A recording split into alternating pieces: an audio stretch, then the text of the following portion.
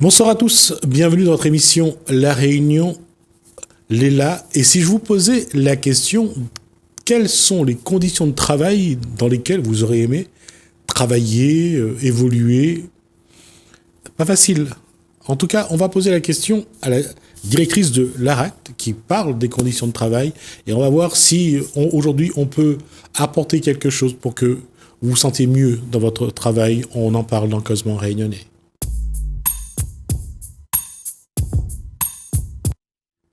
Bonsoir Corinne Dubois. Donc Bonsoir. vous êtes directrice de l'ARACT, ce qui veut dire? Oui, l'ARACT, Association régionale pour l'amélioration des conditions de travail. Ça existe depuis combien de temps? L'ARACT existe depuis 25 ans environ et en fait dans chaque région il existe une ARACT. Donc les associations se sont montées au fur et à mesure et elles sont toutes rattachées à l'ANACT qui est l'Agence nationale pour l'amélioration des conditions de travail. Et l'ANACT existe depuis combien de temps? Alors l'ANACT a été créée par décret il y a plus de 25 ans, donc je n'ai pas les dates en tête, mais c'est une institution, un établissement de droit public.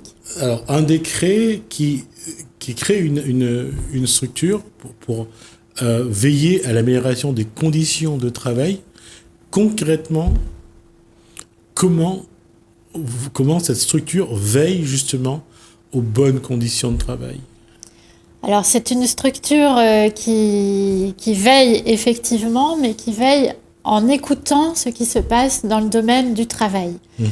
Donc la structure travaille en collaboration avec le ministère du Travail pour explorer les différents champs qui s'ouvrent sur les nouvelles formes d'organisation du travail. Parce que depuis, on va dire depuis 25 ans, si on remonte aux années, si je ne peux pas me faire de bêtises et que mes cours de lycée ne m'en font pas défaut, on a commencé à parcelliser le travail, à regarder un petit peu comment organiser un cadre pour que le travail soit beaucoup plus efficace, voire efficient, performant. C'est de là que ça a commencé à se poser la question comment faire en sorte que le travail, je remonterai pas au temps moderne de Charlot et de Charlie Chaplin, mais quand on a vraiment commencé à se dire si on fait comme ça c'est beaucoup mieux, c'est beaucoup plus efficace. Si, votre réflexion est très, très pertinente parce qu'en fait, maintenant que vous me parlez, je pense que c'était 73 le décret. En fait, au départ, le travail justement du temps de Charlot, etc., était sur site, organisé, très découpé et on a commencé à s'intéresser aux accidents de travail et à la prévention sur le lieu de travail. Et c'est de là que tout a commencé. On s'est dit d'abord comment protéger l'ouvrier qui travaille. On va lui mettre des gants, on va vérifier que la machine n'est pas dangereuse. Et après, on a encore réfléchi au fur et à mesure des années. On s'est dit finalement, on va mettre en place des protections collectives, on va éviter le bruit, on va organiser différemment le travail, on va faire en sorte que les machines soient moins contraignantes, etc. On s'est occupé du collectif. Et au fur et à mesure des années, on s'est dit, mais si on réfléchissait avant, si avant de construire l'usine, on pensait à ce qui va se faire dedans. Et c'est là qu'on a commencé à réfléchir sur l'organisation du travail et la prévention, ce qu'on appelle la prévention primaire, c'est-à-dire réfléchir avant de mettre en place le travail, comment est-ce qu'on va pouvoir prévenir tous les risques professionnels. Et donc le réseau ANACT-ARACT est né en fait de toute cette évolution au fur et à mesure de l'individu au collectif, du collectif à l'environnement de travail et puis à la prévention primaire. Comment est-ce qu'on peut réfléchir en amont pour que la personne qui est au travail soit le mieux possible? Il y a un élément qui va beaucoup peser dans cette réflexion, c'est la maladie du travail. Effectivement, donc là, vous avez commencé par un historique, on pourrait reprendre toute l'évolution du Code du travail qui a pris en compte progressivement les maladies au travail, la reconnaissance des maladies professionnelles. Si vous voulez un exemple, l'ANACT a par exemple exploré tout ce qui était lié aux risques psychosociaux, il y a plus d'une dizaine d'années, c'était un risque dont on ne parlait pas du tout. Non. Et en fait, l'ANACT a été précurseur et a choisi de s'y intéresser parce qu'il y avait des signes et a commencé à modéliser et à réfléchir à une organisation qui permette d'éviter ces risques. Parce que ce qui était visible, c'était les accidents du travail, les blessures physiques, mais ce qu'on voyait pas, c'était la dégradation intellectuelle, la dégradation morale et psychologique du travailleur. Voilà, tout à fait. En fait, au fur et à mesure qu'on a avancé dans le temps, la reconnaissance des accidents du travail s'est élargie. Au fur et à mesure, vous avez l'exemple de l'amiante, donc qui est maintenant reconnu, dont les effets sont reconnus en maladie professionnelle. Et puis, on a eu effectivement les effets psychiques sur la personne, sur le travailleur. Et donc, l'ANACT et les ARAC se sont penchés sur la question, ont expérimenté des outils et ont abouti effectivement à modéliser ce risque. Et c'est passé depuis dans la loi et c'est maintenant devenu obligatoire de prévenir les risques psychosociaux dans le cadre de la responsabilité de l'employeur. Et justement, quand on regarde d'abord au niveau national, le contexte, fin des années 80, c'est un petit peu la fin de ces usines, de chaînes de montage. Et on va vers quelque chose où on va développer aussi, à partir des années 80, c'est le travail du bureau. Mais malgré tout, ce qui est paradoxal, c'est que la souffrance au travail perdure et se développe. Oui, tout à fait. La souffrance au travail, je dirais que maintenant, on la connaît mieux. On sait analyser les causes et on sait en discuter. Il y a un point sur lequel je voulais insister aussi quand j'ai présenté l'association, c'est que c'est une association paritaire, c'est-à-dire que notre gouvernance est composée à part égale des salariés et des employeurs.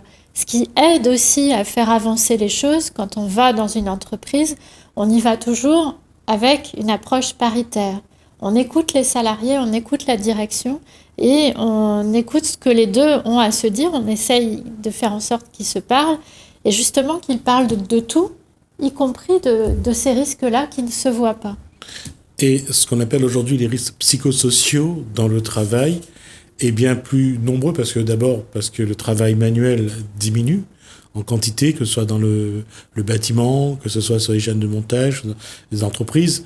Il y a de moins en moins de travailleurs, il y a de plus en plus devant les claviers, devant les écrans, mais malgré tout, et c'est quelque chose qui peut faire sourire, la souffrance continue quand même à se développer et à augmenter. Alors, il y a effectivement des vagues. Donc, vous parlez de souffrance, ça réveille en moi tout de suite ce que l'on vit en ce moment, puisque, en fait, les risques psychosociaux, le réseau s'en occupait de moins en moins pour laisser au marché privé le soin de s'en occuper, donc les consultants qui font ça très bien. Et puis cette année, depuis l'année dernière, depuis cette crise, on voit que ça résurgit. Il y a de la souffrance qui remonte, des risques psychosociaux divers qui sont de plus en plus impactants pour la personne humaine et pour le travail. Et donc c'est quelque chose qui monte, qui descend, et qui est différent selon le secteur, selon l'entreprise et selon la personne, en fait. C'est ça qui n'est pas évident à appréhender. Chacun vit les risques différemment. Et il faut le prendre, ça. Quelle que soit la souffrance qu'exprime la personne, c'est ce qu'elle exprime qui est important.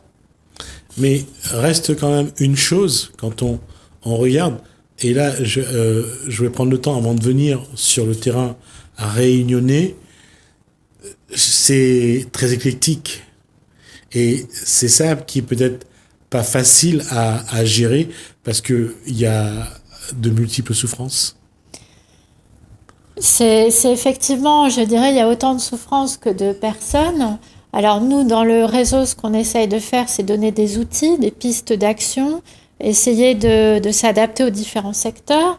Vous parliez tout à l'heure de l'évolution du mode de travail. C'est vrai qu'on est passé d'un milieu rural où les personnes travaillaient dans les champs essentiellement à des usines, donc il fallait se déplacer pour aller sur un lieu de travail donné.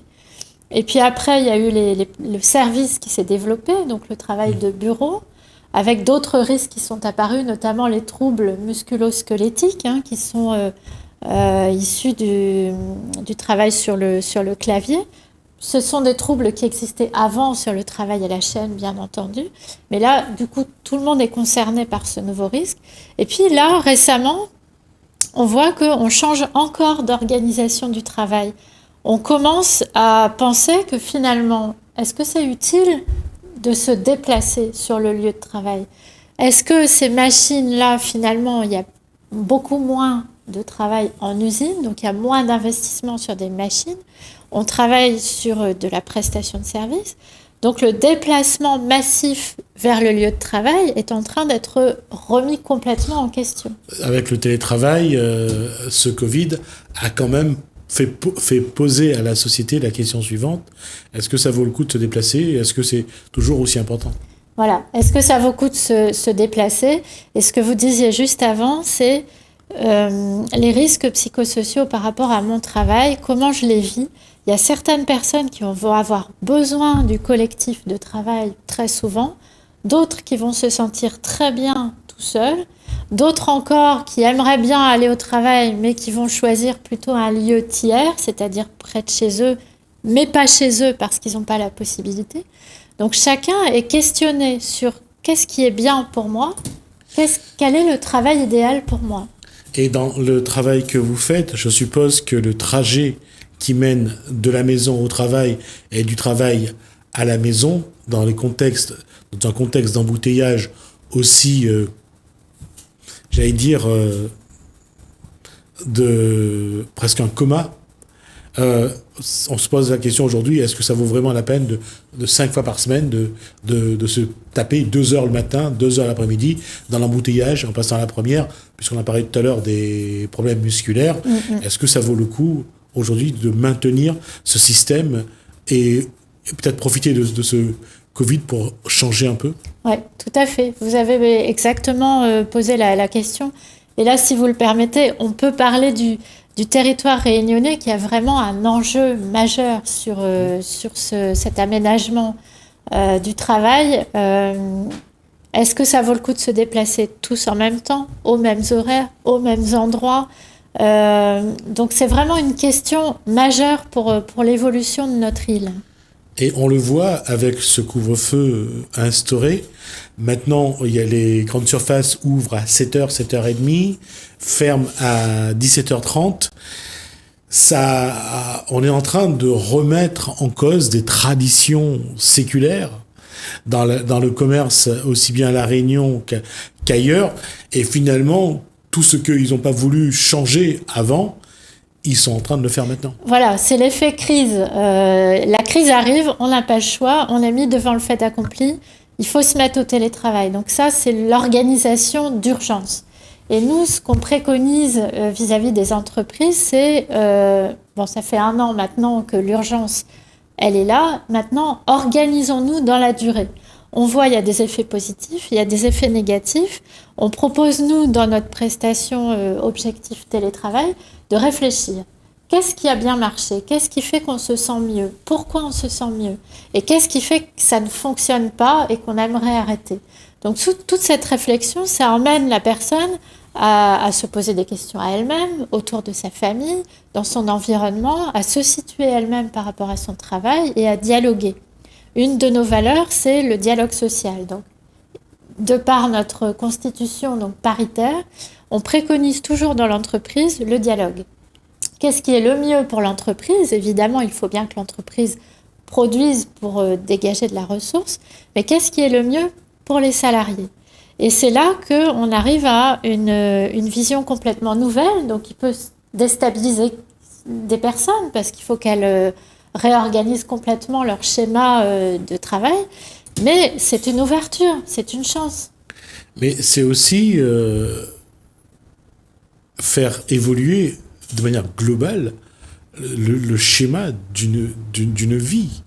Parce que on a appris à rentrer à 8h30 à l'école, à finir à 16h30, et on se rend compte que on peut bouger les lignes et que le corps humain peut s'adapter. c'est ça. Et même, on le voit, que ce soit au niveau des religions, des traditions, même ça évolue. Les messes du soir qui étaient prévues à 17h sont aujourd'hui à 15h. Et si c'est dans un contexte normal, entre guillemets, là, tout le monde aurait crié. Dans un contexte sanitaire, tout le monde accepte. La crise a joué le rôle d'accélérateur. En fait, quand il y a une crise, ça met aussi en exergue les points saillants, qu'ils soient mauvais ou positifs. Et là, la crise accélère les choses. Et donc, ça met les personnes devant le challenge. Et là, on a encore à La Réunion la chance d'être une île. C'est-à-dire que tout ce qu'on va tester, ça va se voir immédiatement. Vous voyez, vous mettez le couvre-feu à 18h, la masse de population se déplace dans un créneau plus petit et ça crée des embouteillages nouveaux qu'on n'avait pas imaginés. On teste, on voit le résultat. Donc c'est la chance qu'on a d'être sur un milieu insulaire. Et puis on le voit, à 17h30, 18h, les rues se vident vraiment et on peut rouler tranquillement sur les voies habituelles, qui étaient habituellement... qu'on n'a jamais vu aussi libre. On se dit, mais ça existe, le boulevard Sud sans voiture. Voilà, j'ai vu ces images sur la chaîne publique, vendredi soir, je crois, de voir la route des Tamarins au niveau de Saint-Paul totalement déserte et pas une voiture. Ce qui est quand même impressionnant. Ah oui, c'est très, ça fait envie. On se dit, tiens, c'est le moment où je peux aller, je peux y aller. Mais est-ce que ça, justement, ça peut vous donner un cadre pour proposer une évolution des habitudes, une évolution que ce soit sur les routes, que ce soit dans le travail, rentrer par exemple le matin à 7h au travail, finir à 15h au lieu de 17h. Le Covid a montré que c'est possible. Tout à fait. Voilà, le Covid a ouvert des portes et justement, donc là, vous parlez d'une organisation générale. Donc là, c'est aux collectivités territoriales, au pouvoir public d'enclencher ces évolutions-là. Nous, on peut leur donner l'idée de le faire. On peut accompagner une entreprise, un quartier ou une zone, comme ça avait été au port le cas, une réflexion sur les horaires, l'étalement des horaires, puisqu'à 17h, vous ne pouvez pas sortir du port, c'est terrible. Donc cette réflexion collective, elle doit être enclenchée par les pouvoirs publics et nous, on peut l'accompagner. Et en fait, au niveau de l'éducation nationale, lors des concours nationaux, lors du bac général, le passage d'examen était en même temps que la métropole.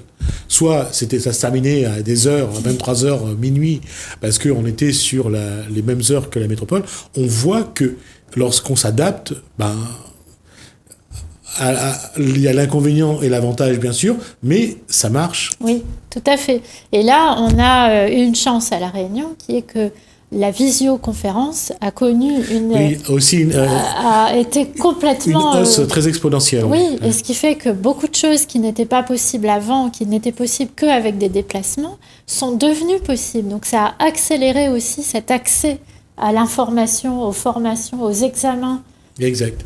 Et ça, c'est une chance aussi dont il faut se saisir. On le voit dans les cours en distanciel, au niveau de la fac, on voit que les jeunes sont derrière leur écran, ou devant leur écran plutôt, et qu'ils suivent le cours du professeur, et que ça se fait... et il n'y a pas personne... Enfin, ils ne crient pas trop, le contexte ne leur permet pas de se plaindre, mais ils le font quand même. Ils le font. Donc nous, ce qu'on préconise, c'est de réfléchir maintenant. Parce qu'une fois sorti de la crise, j'espère qu'on sortira à un moment donné, comment est-ce qu'on va travailler ? Comment est-ce qu'on va s'organiser ? Et c'est le moment de le prévoir.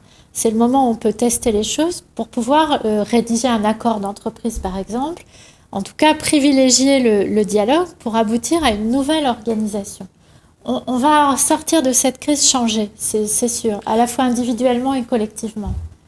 Alors, est-ce que vous avez déjà prévu une proposition ? Est-ce qu'il y a déjà dans les cartons une évolution de telle situation pour telle activité ou une autre activité ? Alors, on fonctionne pas, on n'a pas autant de possibilités de faire évoluer les choses. Par contre, ce qu'on recherche, c'est des expériences dans les entreprises, des expérimentations qui pourraient être reproductibles ailleurs, donc on pourrait les mettre en avant sur votre chaîne par exemple. Est-ce que des entreprises peuvent montrer ce qu'ils ont fait et dire voilà, nous ça a marché, donc faites ça aussi, c'est une bonne pratique, ça mérite d'être essayé et à l'échelle de l'île, ça nous fera avancer. D'accord, écoutez, on va essayer de voir comment on va vous accompagner sur cette évolution-là. On va voir si on peut suivre quelques entreprises ou quelques expérimentations, puisque je pense qu'il doit y en avoir aussi, et puis voir un petit peu dans quel sens peut aller cette évolution. D'accord, très bien. Donc s'il y a des entreprises qui ont fait des choses extraordinaires ou en tout cas bénéfiques à la fois pour elles et pour les salariés, si on peut lancer l'appel qu'elle se rapproche de votre antenne pour qu'on puisse partager avec tous les Réunionnais cette expérimentation. D'accord. Vous avez déjà contacté les entreprises ou pas ? Alors, on a sur notre site internet un appel en permanence à témoignages parce qu'on recherche des expérimentations à partager. Le ministère aussi en cherche. Donc, toute personne peut nous contacter et se faire connaître s'ils ont mis en place des choses qui fonctionnent et s'ils ont envie de les partager, bien entendu. Après, on a un concours de nouvelles chaque année où les gens peuvent raconter leur travail. Et on a un rendez-vous au mois de juin, du 14 au 18 juin, qui est la semaine de la qualité de vie au travail, où beaucoup de personnes viennent témoigner et partager leur expérience. D'accord. Écoutez, on va voir comment on peut suivre ça et comment on peut présenter ce qui se fait, ce qui est proposé d'abord et ce qui sera peut-être choisi. On aura l'occasion de le faire. On va vous accompagner sur cette communication. Merci beaucoup. Merci Corinne Dubois pour cet échange, en tout cas pour ces informations. Je rappelle donc que vous êtes directrice de l'ARAC, qui est donc l'association régionale pour l'amélioration des conditions de travail. D'accord. Donc on aura l'occasion de voir avec vous comment notre société réunionnaise peut évoluer, d'une part en fonction bien sûr du Covid, parce que le Covid a amené un contexte, mais d'une façon ou d'une autre, cette évolution-là, normalement, à un moment donné, a été quand même nécessaire. Merci à vous. Merci.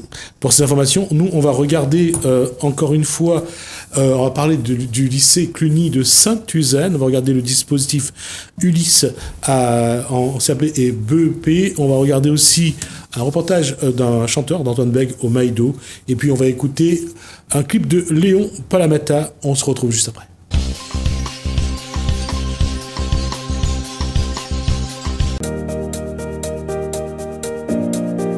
Bonjour, je m'appelle Denise Casal, je suis la coordinatrice de l'Ulysse Pro du lycée Cluny de Sainte-Suzanne. Ce dispositif Ulysse, unité localisée pour l'inclusion scolaire, prend appui sur un CAP EPC, donc vente, équipier polyvalent du commerce. Nous sommes un tout petit effectif parce que nous accueillons 10 élèves. On a ouvert en 2019. Durant leur parcours de formation, les élèves sont amenés à réaliser 7 semaines de stage dans différents types de commerces. Et durant leur parcours de formation, ils sont amenés à réaliser un projet qu'on appelle le chef-d'œuvre. Et je laisse Clarisse et Kaousseni pour vous le présenter. Le projet de Maca, c'est organiser un film d'un lycée. En quoi consiste ce projet ? C'est pour expliquer que la vente, après il y aurait interview entre les élèves, après il y aurait un défi dans le lycée.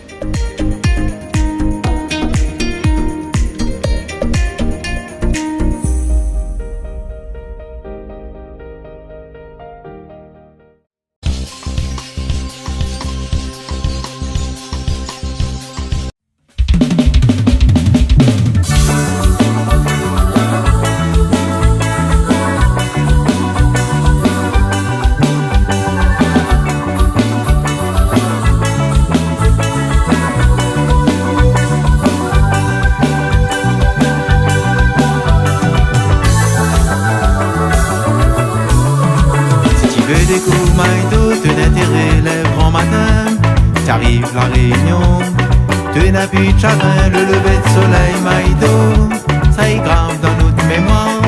Ça que tu as dans le fond, pas facile à raconter. La Réunion, ça est bien joli, ça qui fait son charme. C'est que notre jolie vie, mais pour te voir, les bien la Réunion.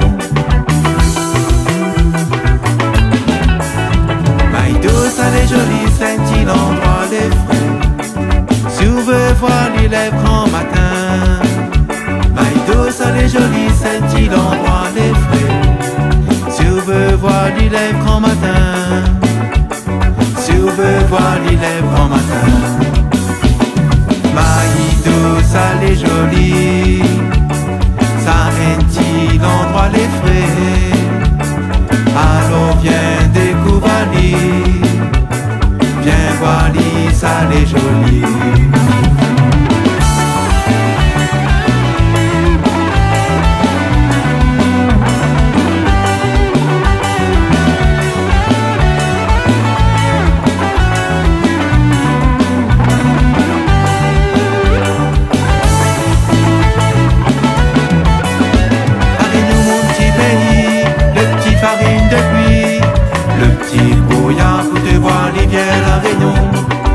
Matin il fait frais, nous prend courage, vous nous travaillez et passez une bonne journée. Maïdo, ça les jolis scintillent l'endroit les frais. Si vous voulez voir les lèvres grand matin, Maïdo, ça les jolis scintillent l'endroit les frais.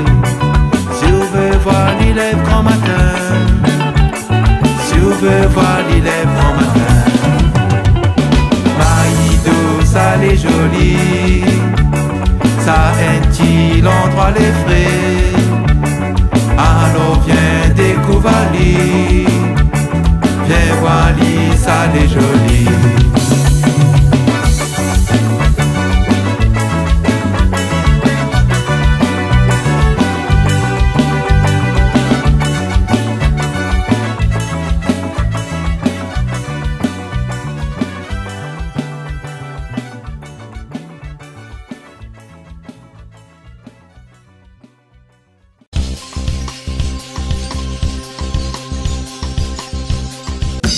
Côté, les dieux fait un fait. Moi l'aîné la même, moi la grandi la même. Pas moyen fait un fait. Pourtant, il fait pas d'aujourd'hui. En famille, mais pas moyen fait un fait. Ça voisinage. Commérage, badinage dans le voisinage. Hier soir, moi l'a fait un fête avec la famille. Les amis, nous toutes réunis. Des bonheurs, l'ambiance la pour chauffer.